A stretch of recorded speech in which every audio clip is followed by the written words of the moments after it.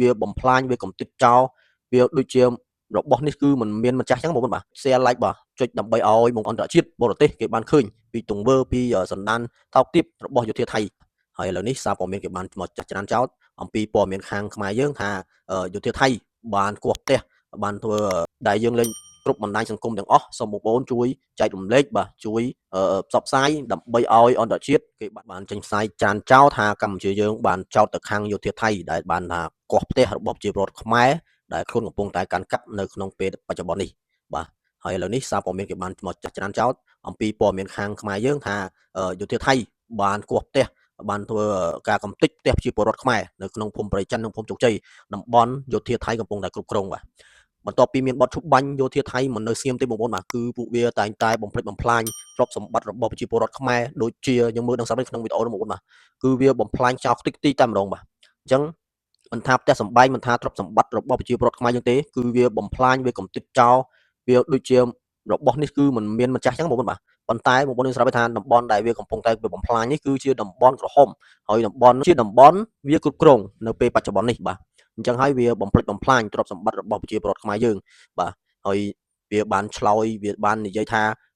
រូបភាពនេះគឺជារូបភាពមិនពិតទេប៉ុន្តែគឺជារូបភាពរបស់ទាហានយោធាថៃបាទដែលបានថតបង្ហោះដើម្បីបញ្ឈឺមកខាងពលរដ្ឋខ្មែរបងប្អូនបាទវាធ្វើនេះបាទហើយវាបានចេញមកបដិសេធថា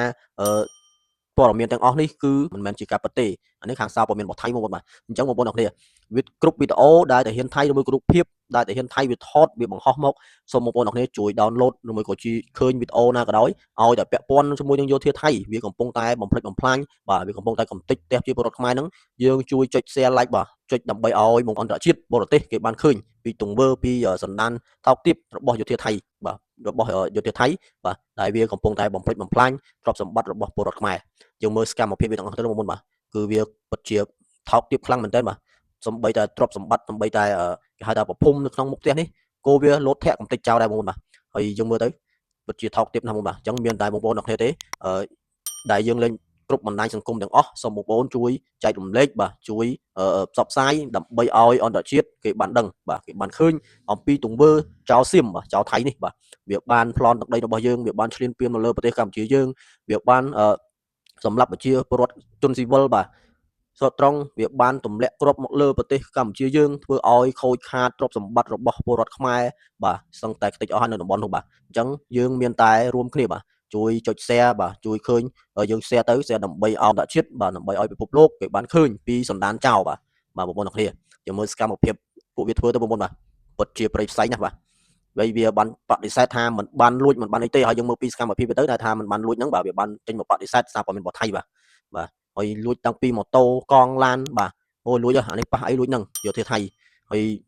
មិនថាប្រព័ន្ធហ្នឹងទេវាគោះផ្ទះជាពលរដ្ឋយើងនៅតំបន់នោះផ្ទះដែលផ្ទះធំៗវាគោះយកលុយយកកាក់បាទវាយកមកថតអួតសម្ញែងបាទហើយវាដុតលុយចិត្តយើងចោលទៀតបាទឌឺយើងចឹងទៀតបងប្អូនបាទនេះហើយគឺជាទង្វើមួយដ៏ថោកទាបបាទដ៏កក្លឿនបាទរបស់យោធាថៃដែលវាធ្វើមកលើកម្ពុជាយើងអញ្ចឹងបងប្អូនអរគ្នាមានតែបងប្អូនអរគ្នាទេជួយចុច share បាទធ្វើម៉េចដើម្បីឲ្យពិភពលោកនិងមួយអន្តរជាតិគេបានឃើញអំពីទង្វើរបស់ចៅសៀមនេះបាទអរគុណច្រើនបងប្អូន